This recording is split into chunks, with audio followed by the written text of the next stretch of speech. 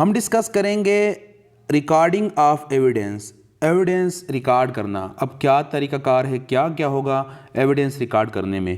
If you have alleged something you will be asked to produce your witness in the court who will۔ اب اگر آپ اللیج کر رہے، کسی چیز کا کلیم کر رہے ہیں، تو آپ سے اس کے متعلق ایویڈنس کے بارے، گواہ کے متعلق پوچھا جائے گا کہ اس کے متعلق گواہ پیش کرے کورٹ میں۔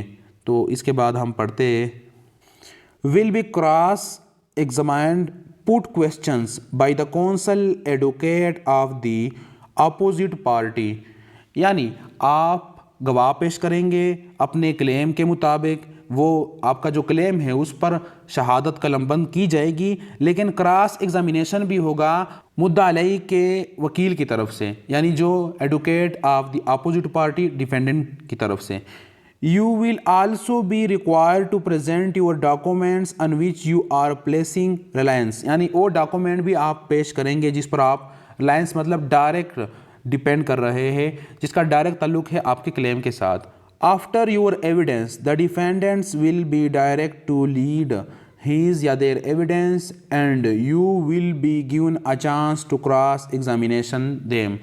پھر جو مدعا علیہ ہے اس کو کہا جائے گا کہ آپ اپنے گواہان یا شہادت پیش کریں، اس کے بعد آپ کو موقع دیا جائے گا کہ آپ کراس ایگزامینیشن کریں، یعنی کویشچن پوچھیں کہ کیا سچ میں اس طرح ہوا تھا، ایگزامائن کریں کہ سچ میں یہ جو گواہان ہیں سچ بول رہے ہیں یا جھوٹ بول رہے ہیں۔ تو معلوم ہو جائے گا کہ کیا ڈیفینڈنٹ کے گواہان کے سٹیٹمنٹ میں تضاد تو نہیں ہے، کنٹرڈکشن تو نہیں ہے۔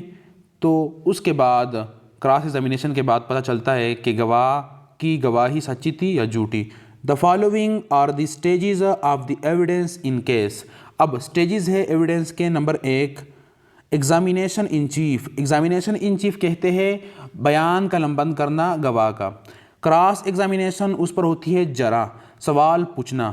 ری ایگزامینیشن دوبارہ ہو سکتی ہے کہ پھر کراس کرے یا کرے کہ دوبارہ ہم نے کراس کرنا ہے، پھر سے ایگزامینیشن کرنی ہے۔ تو یہ 3 چیزیں ہیں جو ریکارڈنگ آف ایویڈنس میں ہوتی ہے۔ اس کے بعد ہے امپورٹنٹ پوائنٹس فار ایویڈنس۔ اب ایویڈنس کے متعلق امپورٹنٹ پوائنٹس کیا ہے وہ ہم ڈسکس کرتے ہیں۔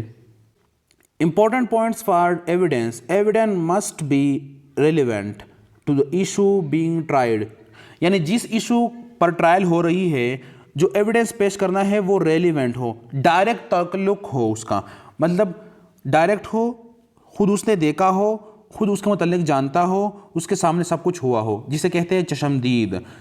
irrelevant نہ ہو کہ اس کا کوئی تعلق ہی نہیں نہ ہو، اور انڈائریکٹ بھی نہ ہو۔ تو ریلیونٹ، ڈائریکٹ، مناسب حسب واقعہ۔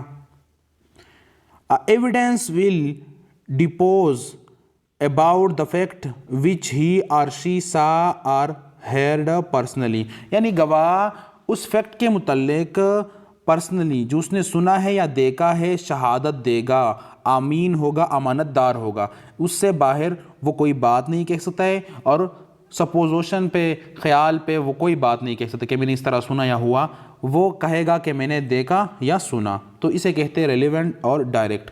The witness is not supposed to reflect his her opinion، she must depose about the fact and the opinion is not admissible except the opinion of an expert witness۔